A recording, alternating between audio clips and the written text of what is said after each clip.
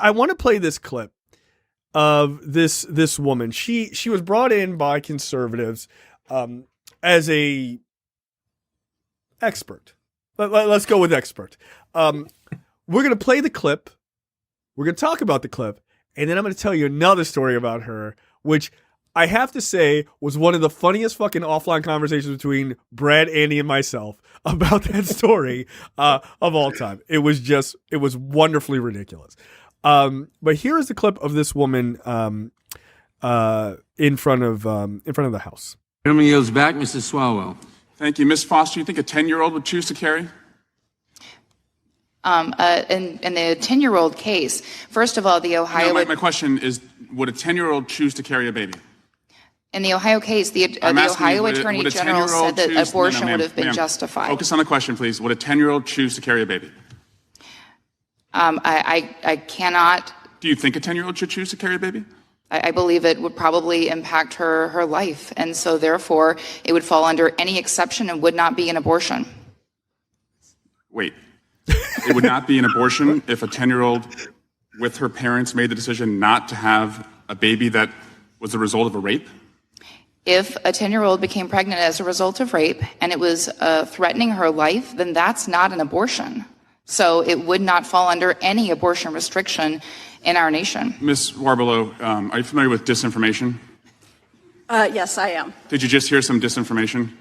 Yes, I heard some very significant disinformation. Why don't you tell me about that? Yes, an abortion is a procedure. It's a medical procedure that individuals undergo for a wide range of circumstances, including because they have been sexually assaulted, raped in the case of the 10-year-old. It doesn't matter whether or not there is a statutory exemption. It is still a medical procedure that is understood to be an abortion. Beyond that, I think it's also important to note that there is no exception for the life or the health of the mother in the Ohio law. That's why that 10-year-old had to cross state lines in order to receive an abortion. Mr. Chairman, and thank you, Mr. Warbelow. Yeah, this is a weird pivot that Republicans have been doing where they're trying to only classify voluntarily aborting a pregnancy as an abortion, and anything else somehow is not an abortion? Yeah. Even though an abortion is a procedure and not a decision? Right. Like, you know what I mean? Like, again, not only do they not understand what sex is, and we'll get to that. Not only do they not understand what sex is or how, like, the human body works, they just don't understand how words work either, right? Yes. Like, they're quite, like you said, they're quite literally trying to make abortion mean, like, like whether it's something like legally accepted or not accepted versus what it actually is the ending of a pregnancy, full stop, is a medical procedure. Yes. Right? I mean, just because you were okay with that particular exception, that doesn't make it an abortion or not an abortion depending on the day. That doesn't make any sense. Well, and to that point, like when she said that, like Eric Swalwell was literally stunned into silence for like a second. He's like, wait, hold on. What did you say? Like, did I hear you right? Right. He was like, give me the basketball. I'm going to go dunk on this woman real quick. Like that, like their fundamental idiocy when it comes to words and what words mean and like adult concepts is fucking bizarre. Like the lady he goes to, Warbelow, like she's like, yeah, it's a medical procedure. It doesn't matter if the state or the state or on the federal level or if you're in Japan or in America or on fucking Mars. The procedure, the medical procedure of ending a pregnancy is called an abortion. So it doesn't matter if it's okay in Ohio or Indiana for, in cases of rape or incest like it is in Indiana, or no exceptions in Ohio, which he pointed out, which is a really good point, by the way, or that she pointed out, which is a really good point, and we'll get back to that. Like, that doesn't matter. That doesn't make it or not make it an abortion. A DNC is still an abortion. Like, it doesn't matter if you're in a state that allows it or doesn't allow it. Like, it just, this fundamentally doesn't fucking matter. But they're trying. they're trying to republicanize the language, as they've done with many, many things in the past, because they know that taking the stance that no, this 10-year-old who was raped by her father has to carry this baby to term is a wildly untenable position to have to hold. So exactly. And this is the thing is maddening, is yet they still hold this viewpoint, right? It's not that they think it's funny. It's not that they think that viewpoint is fucked up. Like maybe they do, like in their like in their quiet moments, they think it's fucked up, but they're like, oh, but we got to stick to it. Mm-hmm. They know it's fucked up, but in order to keep their psycho fucking constituents happy, they have to agree, like, yep, 10-year-old should carry that fucking baby to term. Yep. That makes total sense to me. Like, you don't believe that. No person in Congress in their right mind believes that. No one believes that. By the way, she said, oh, if I believe it endangers their life. The fact that girl could get pregnant at 10 years old means that her body has already, like, look, young girls are developing faster. Like, there's just like the food we eat and things like that. There's like a lot of environmental issues. Young girls are having periods earlier, blah, blah, blah. I don't need to, give you a whole lesson on like fucking science. But the fact that she got pregnant at 10 means that her body could in fact carry that child to term, right? Like most likely, unless like she had some sort of complication with the pregnancy later down the road. So she likely could have carried it. So that woman saying, well, I think it would be harmful to her body. You don't know that. You don't know that, right? All you know is that this girl is 10 years old and she's pregnant. What she really wants to say is she's 10 and that's way too young to have a kid. So I'm going to just move the language that I think that is detrimental to her body so that I can get out of this conversation. But that's not reality.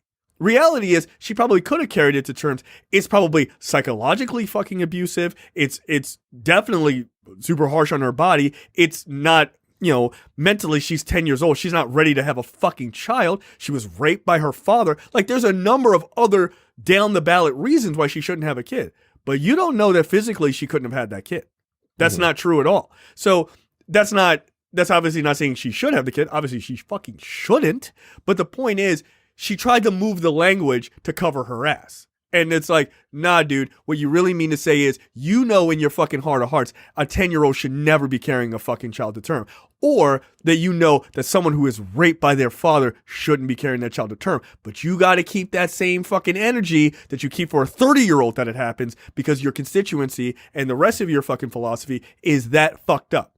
And that's also the problem with banging home a message for the last 50 years without introducing any nuance into the debate, because like the whole line for the last 50 years has been, oh, we got to ban abortions, and that's been the fucking message. So then when it finally happens and states are outlawing the procedure, like that a lot of these laws are outlawing the actual procedure itself. Like we saw a story also earlier this week of a woman in Texas who miscarried, and because like healthcare professionals would not treat her to remove the fetus from her body, which was dead, and it caused her to almost fucking die because she had serious health complications as a result of that, because they couldn't give her an abortion to remove the miscarriage from her uterus. So let me tell a story. Tell a story about this woman who said that that was an abortion. So, and look, this is not a bullshit website. This is a real website. Business Insider had a story. GOP anti-abortion witness baselessly claims DC authorities are, quote, burning aborted fetuses for electricity. That was this woman. Yes. Miss Catherine Glenn Foster, a.k.a. Susie McFucking Nutjob. Holy shit. She's crazy. She says, quote, bodies are thrown in medical waste bins and in places like Washington, D.C., burned to power the lights of the city homes and streets. She said that without giving a wink and laughing and saying, lol, JK. She didn't do any of that. She was dead fucking serious, because Republicans are crazy. They're fucking crazy. Again, you are listening to this woman tell you what is and isn't an abortion, while as simultaneously in her brain there is a thought that, yes, they take human bodies and dead fetuses and they throw it into a coal bin to power the machine that is DC. What the entire fuck? But yeah, she's crazy. She's crazy. Yeah. Apparently there was some like this spins from some story that happened back in 2014 that some company in Oregon was allegedly ordered an incinerator to stop burning medical waste for power because they were worried that it could include aborted fetuses or something along those lines. It's basically taking a what seems like a very benign situation and just extrapolating it to everybody. Oh, of course. Yeah, that doesn't sound like Republicans at all. Yeah, surely this happens everywhere because there's this one situation where, you know, a concern popped up about it possibly happening or something along those lines. Quote, let that image sink in with you for a moment. The next time you turn on the lights, think of the incinerators. Think of what they're doing to ourselves, what we're doing to ourselves so callously and so numbingly. Little prize for you guys watching on video today. Now I'm in darkness. Now I'm burning babies. Darkness. Babies. Darkness. Oh, fuck me. Babies. Yo, it's so funny because like the three of us, Brad, Annie, and I were talking. We're just like, this is the most inefficient way to fuel things. Like, do you? And this, look, I give myself all the credit because I thought this was a perfect analogy for you video game people out there. Like, this is like the little jewels you find in Mega Man, right? Like, do you grow a fetus to like 8 months and then abort it, and then that's like the big like charge up? It's like right, and it charges up, but like a 2-month-old fetus is just like it's those little small ones, and like you need a bunch of those to like get going. Like I look, I drive an electric car, right? So like I do I grow my own at home, or do I go down to the local Piggly Wiggly and pick up a few aborted fetuses to power said car at home? I just don't know. And if we're using aborted fetuses, again, this takes a while to like, you gotta have the sex. You gotta hope that you hit it on the right day, right? You gotta get pregnant. You gotta find out, and you're like, shit's happening. All right, man. Like, don't drive your car for like 6 months, and then shit's gonna be fucking lit for 8 minutes. Like, I don't like how long does the fetus like? How long does it power your car? Like, I'm just confused. I wonder if she thought that. I wonder if she thought that one episode of the Twilight Zone, like the Soylent Green thing, was like real. Yeah, she thought it was a documentary. She thought it was a documentary. They're eating people. Oh my god! I bet it's in DC. Like this woman is a moron, right? Like, but these are the people Republicans thought, oh well, just fucking call Catherine in. She's gonna fucking nail it. Like, hey, bro, this is why Donald Trump is smart, because that, like, he knows, like, he's going to run down that battery so that he doesn't get thrown into the incinerator when he dies to power up, something or whatever. Think about it. I promise you this: when Donald Trump dies, we will throw his body as a society into an incinerator to power, I don't know, a Prius, I guess. Like, I don't know. Like, that's like the most insane thing I've ever heard. But this woman went in front of Congress. Congress. Yeah. What?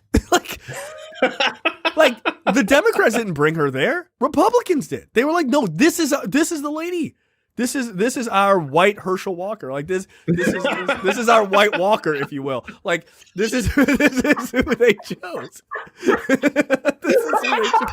This is who they chose. It's amazing. It's amazing. Oh my god.